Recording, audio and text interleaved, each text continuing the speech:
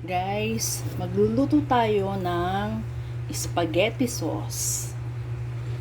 Ito ang aking ground meat. Ito ay beef at itong kabila ay pork. Ayaw ko ng purong beef. Gusto ko hinahaluan ng konting pork.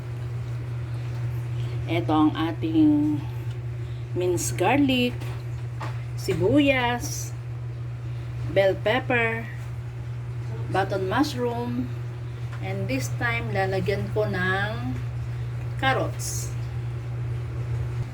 At ito ang ating 3 kilong spaghetti sauce, Italian style. Lagyan na natin ng mantika ang ating kawali.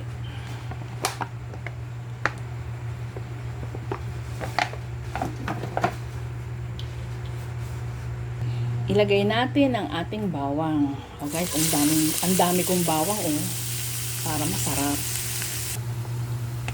Lagyan natin ng konting mantika itong kabilang kawali.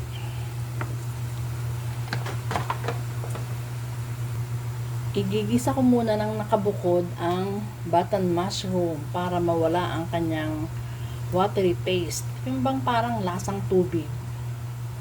Yun.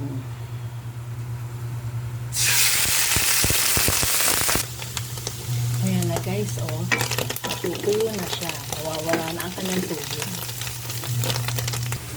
Ito naman ang ating garlic. Nag-golden brown na siya. Ilagay na natin ang ating sibuyas. Maraming sibuyas. Ilagay natin ang ating karne. Ilagay natin ang bell pepper. Madaming bell pepper. Ilagay natin ang button mushroom. Ito guys, hinalo ko din ang carrots sa kabilang kawali para din matuyo ang tubig.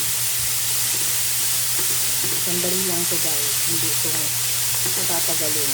Patutuyuin ko lang yung tubig. Pag tahimik na, wala ng tubig yan.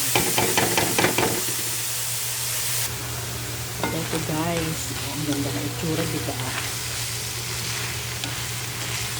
Bango.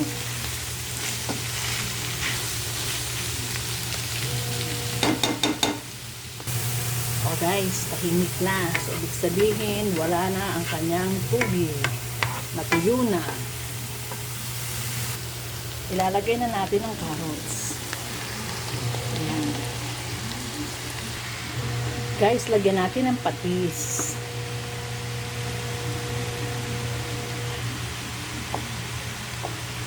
Ayan, tama na yan. Eto guys. Diba ang ganda-ganda niya?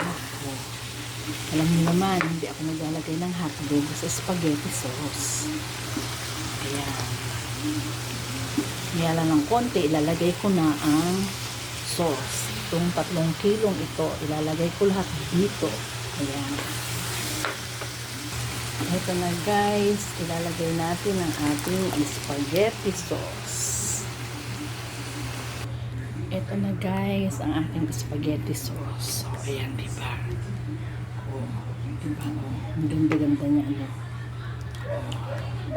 Ayan guys. Luto na yan.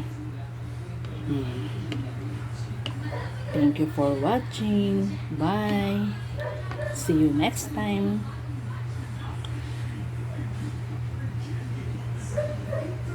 Ito na guys, ang ating spaghetti sauce.